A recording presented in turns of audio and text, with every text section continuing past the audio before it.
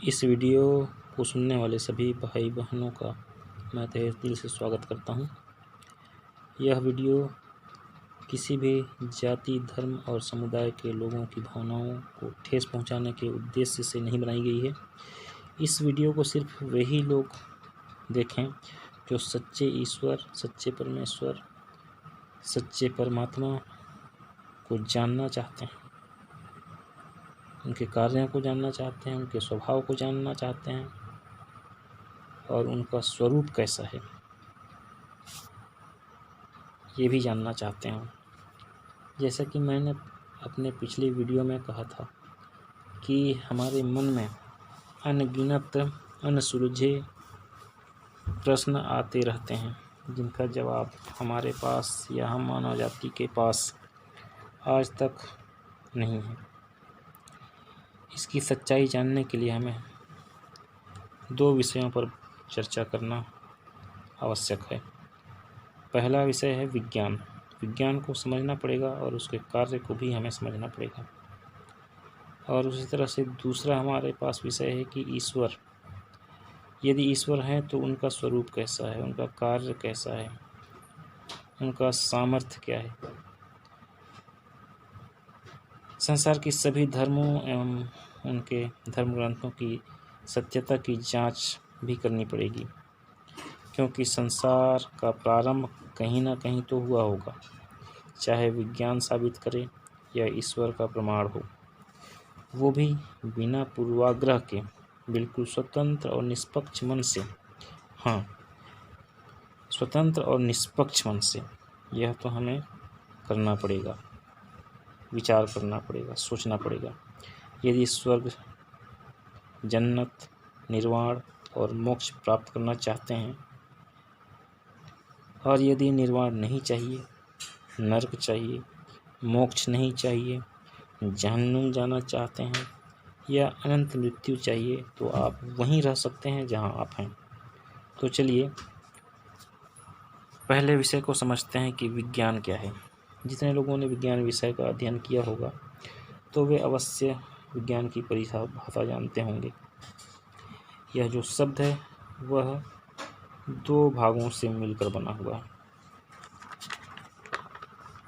इसमें प्रकृति या सृष्टि में उपस्थित पदार्थों के क्रमबद्ध अध्ययन से प्राप्त ज्ञान को ही हम विज्ञान कहते हैं, अर्थात विशेष धन ज्ञान।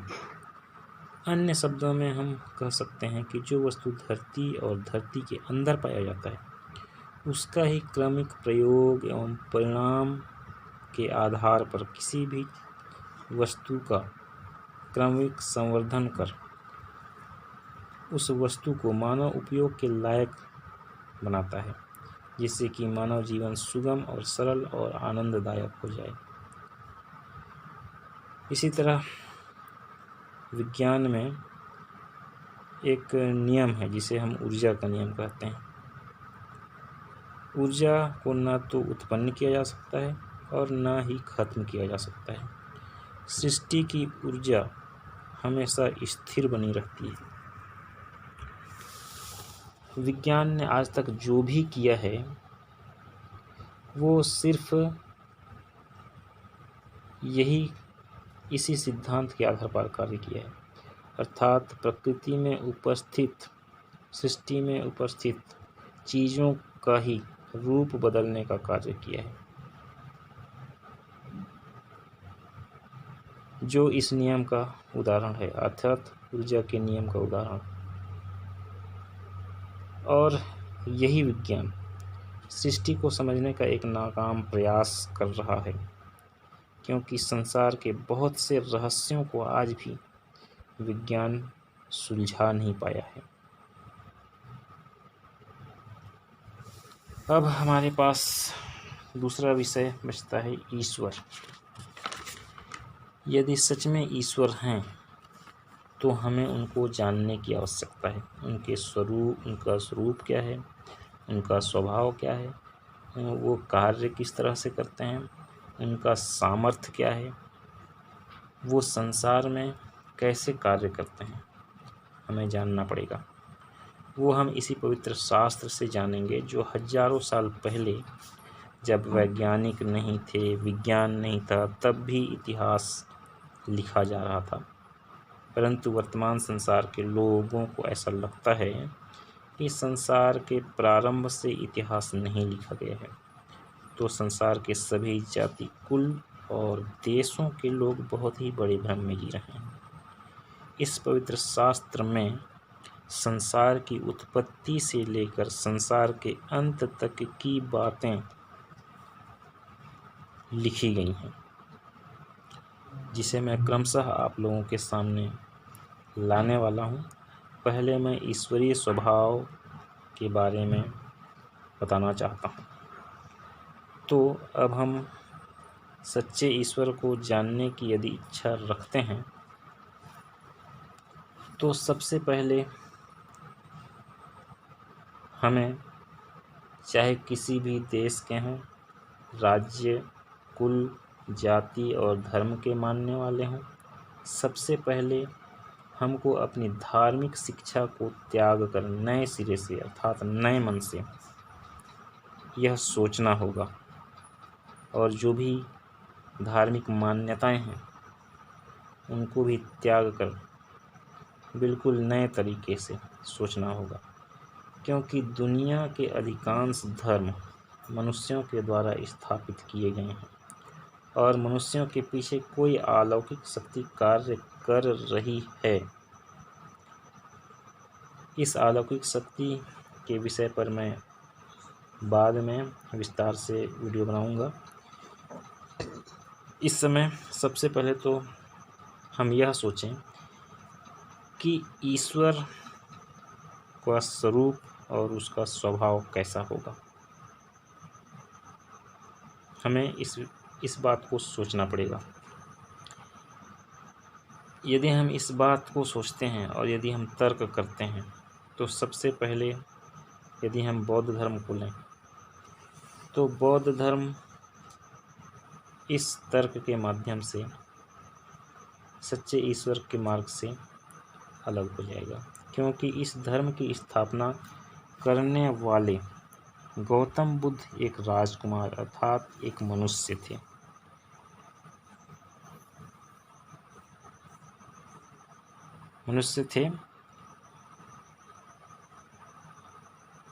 जिन्होंने बौद्ध धर्म की स्थापना की थी।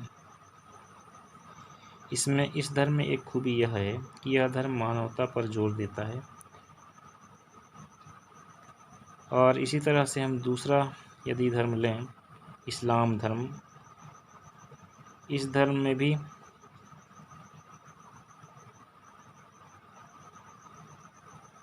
इस्माइल के वंश में एक व्यक्ति हुए जिनका नाम मोहम्मद हुआ। उन्होंने इस्लाम धर्म की स्थापना की, जो कि अल्लाह के अंतिम दूत के दर्शन एवं उनकी शिक्षा पर आधारित है। अर्थात मोहम्मद भी एक मनुष्य थे जिन्होंने इस्लाम धर्म की स्थापना की। इसी तरह से आगे हम देखें जैन धर्म की स्थापना। जैन धर्म की स्थापना ऋषभनाथ नाम के पहले तीर्थंकर, जिनको माना गया है, उन्होंने इस धर्म की स्थापना की। ये भी एक मनुष्य थे। इस तरह से यह धर्म भी जो है मनुष्य के द्वारा स्थापित किया गया है। आगे यदि हम देखें पारसी धर्म के बारे में, पारसी धर्म की स्थापना जरथुस्ट्र नाम के एक व्यक्ति ने की थी, जो कि वो भी एक मनुष्य थे। इसी तरह से आगे हम देखें सिख धर्म। सिख धर्म की स्थापना गुरु नानक जी ने की। वो भी एक मनुष्य थे। इस तरह से इस धर्म की स्थापना भी किसी अलौकिक शक्ति के द्वारा स्थापित नहीं की गई। अगला धर्म हम लें शिंतो धर्म। शिंतो धर्म की स्थापना जापानी राज परिवार के द्वारा की गई थी। इस तरह से हम यहाँ भी पाते हैं कि शिंतो धर्म की स्थापना भी मनुष्यों के द्वारा ही की गई है। और आगे हम देखें ताओ धर्म पेंगन धर्म और वुडू धर्म, ये तीनों ही धर्म सभी प्रकृति पूजक माने जाते हैं। इसे आदिम जाति माने जाने वाले समुदायों का धर्म माना जाता है। इस तरह से उपरोक्त जिन भी धर्मों की बात हमने अभी की, उनके संस्थापकों में से कोई भी अलौकिक सामर्थ्यवान नहीं थे, या हम कहें सुपर नेचुरल पावर रखने वाले नहीं थे। अब हमारे पास बचता है हिंदू धर्म। ऐसा माना जाता है कि इस धर्म के कोई भी संस्थापक नहीं हैं। यह धर्म सनातन है और यह धर्म सिर्फ भारत में ही विशेष तौर पर माना जाता है। मगर यह भी माना जाता है कि इस धर्म की स्थापना स्वयंभू मनु ने की है।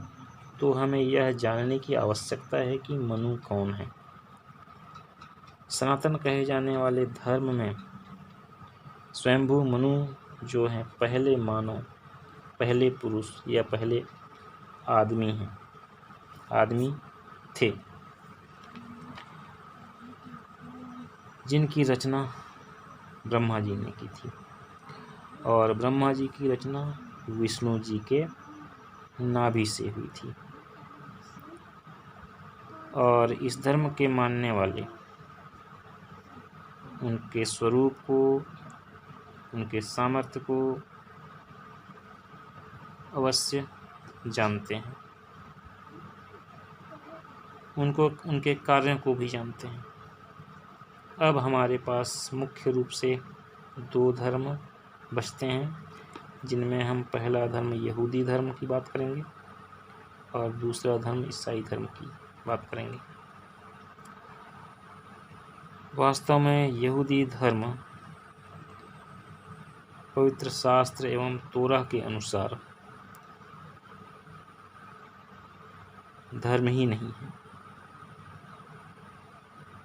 या हम ऐसा कहें, आदि में जब यहोवा ने आदम और हव्वा को बनाया और इनके वंश जो हुए वो यहोवा को मानने लगे और इस समुदाय का नाम यहूदी अर्थात यहोवा को मानने वाले कहलाए। अब हमें यह जानने की आवश्यकता है कि यहोवा कौन है, यहोवा का स्वरूप कैसा है, और ईसाई समुदाय के ईसा मसीह और यहोवा में क्या कोई संबंध है।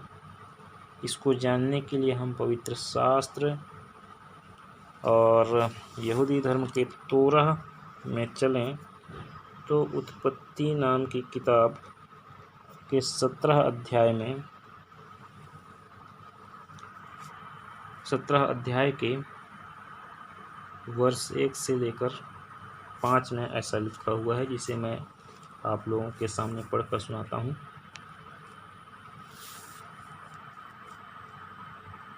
जब अब्राहम 99 वर्ष का हो गया, तब यहोवा ने उसको दर्शन देकर कहा, मैं सर्वशक्तिमान ईश्वर हूँ, मेरी उपस्थिति में चल और सिद्ध होता जा।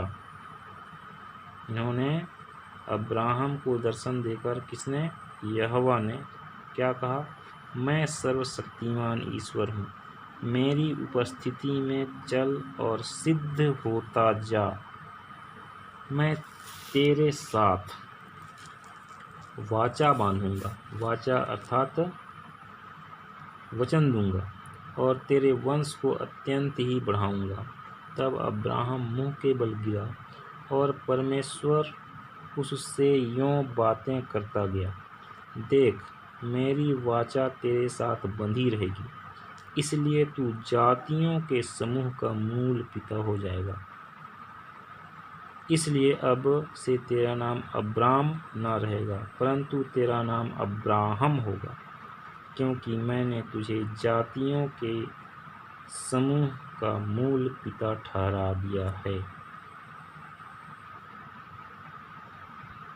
अर्थात ये जो अब्राहम है, वो वर्तमान जितने भी धर्म और समुदाय के लोग हैं, उन सभी जाति, समुदाय और धर्म और पंथ के मानने वाले हैं, उन सभी का मूल पिता अब्राहम को ठहराया गया है यहोवा परमेश्वर के द्वारा।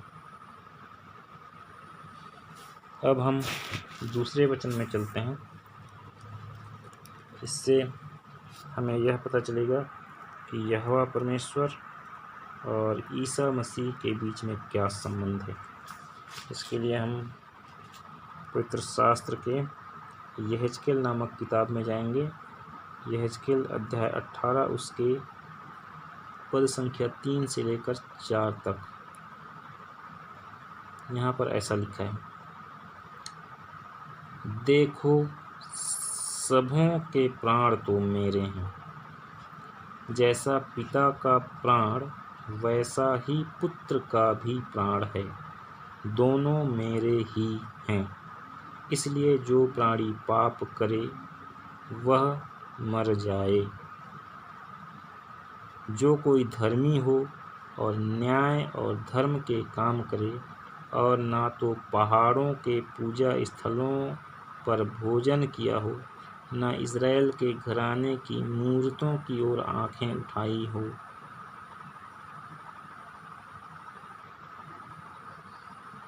यहाँ पर इस वचन में जो यहोवा परमेश्वर हैं वो कह रहे हैं कि जैसा पिता का प्राण वैसा ही पुत्र का भी प्राण। अब यहाँ पर यह जो किताब लिखा गया है, इस किताब को लिखे जाने के समय में यहाँ तक कि ईसा मसीह का जन्म भी नहीं हुआ था। उस समय ही यहोवा परमेश्वर पुत्र की बात कर रहे हैं, अर्थात यहाँ पर पुत्र ईसा मसीह हैं। ईसा मसीह के बारे में यहाँ पर कहा जा रहा है, जो कि इस संसार में प्रकट ही नहीं हुए थे मनुष्य रूप में। इसी तरह से हम आगे एक और वचन लेते हैं। इससे हमें पूरी तरह से हमारे मनों में यहूदी धर्म और ईसाई धर्म के संबंधों की जो शंकाएं हैं, या फिर यहूदी धर्म के लोग जो ईसाई धर्म को नहीं मानते, ईसाई यानी कि ईसा मसीह को नहीं मानते हैं, वो भी अपने इस भ्रम को दूर कर पाएंगे। तो इस भ्रम को दूर करने के लिए हम चलते हैं यूहन्ना के किताब अध्याय 4 के 24 पद से लेकर 26 पद तक। यहाँ पर ऐसा लिखा है, परमेश्वर आत्मा है और अवश्य है कि उसकी आराधना करने वाले आत्मा और सच्चाई से आराधना करें। स्त्री ने उससे कहा, मैं जानती हूँ कि मसीह जो ख्रीस्त कहलाता है आने वाला है। जब वह आएगा तो हमें सब बातें बता देगा। यह सुनकर यीशु ने कहा, मैं जो तुझसे बोल रहा हूँ वही हूँ। तो यहाँ पर हमने देखा कि यहेजकेल की किताब में यहोवा परमेश्वर ने पिता और पुत्र के बारे में कहा, यानी कि पुत्र ईसा मसीह के बारे में पहले ही जब ईसा मसीह का जन्म नहीं हुआ था उसी समय उन्होंने पुत्र की बात की थी। और यहाँ पर हम यूहन्ना नबी के किताब में देखते हैं कि यीशु मसीह के जन्म के पश्चात जब वो अपने सुसमाचार को लेकर, स्वर्गीय सुसमाचार को लेकर जब विभिन्न स्थानों में जाकर सुसमाचार प्रचार कर रहे थे, उस दौरान वो एक सामरी स्त्री से मिले जो कि कुएं में पानी भर रही थी। वहीं पर वो जो है स्त्री से बात करते हुए कह रहे हैं कि परमेश्वर आत्मा है और अवश्य है कि उसकी आराधना करने वाले आत्मा और सच्चाई से आराधना करें। स्त्री ने उससे कहा, मैं जानती हूँ कि मसीह जो ख्रिस्त कहलाता है आने वाला है। जब वह आएगा तो हमें सब बातें बता देगा। तब यीशु ने उससे कहा, मैं तुझसे बोल रहा हूँ वही हूँ। और यहाँ पर यीशु ने जो उस सामरी स्त्री से कहा है कि मैं जो तुझसे बोल रहा हूँ वही हूँ, यानी कि मैं ही वो मसीह हूँ जो इस धरती पर जन्म लेने वाला है। और इसके अलावा मुझे जहाँ तक पता है, इस धर्मशास्त्र में, इस पवित्र शास्त्र में और कहीं भी यीशु मसीह ने अपने आप को प्रकट नहीं किया है, अपने मुख से नहीं बोला है कि मैं वही हूँ, यानी कि मैं वही मसीह हूँ जो आने वाला है। तो इस तरह से हम देख पाते हैं कि यहोवा परमेश्वर और यीशु मसीह में पिता और पुत्र का अटूट संबंध है। वो अलग नहीं है, वो एक ही हैं। जैसा कि त्रिएक पिता, पुत्र और पवित्र आत्मा कहा गया है। तो इस तरह से यहूदी धर्म और ईसाई धर्म, या हम कहें यहूदी समुदाय और ईसाई समुदाय, दोनों के जो ईश्वर हैं वो एक ही हैं।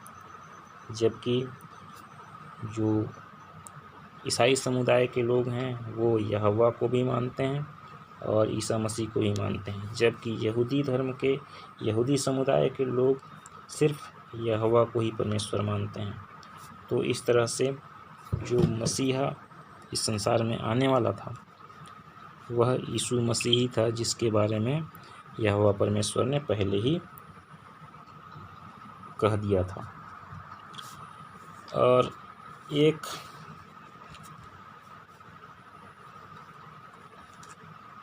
किताब में और देखते हैं हम, निर्गमन की किताब। इसमें हम सर्वशक्तिमान पिता परमेश्वर के स्वरूप को समझ पाएंगे। उसमें ऐसा लिखा है, निर्गमन अध्याय 6 के 28 पद से लेकर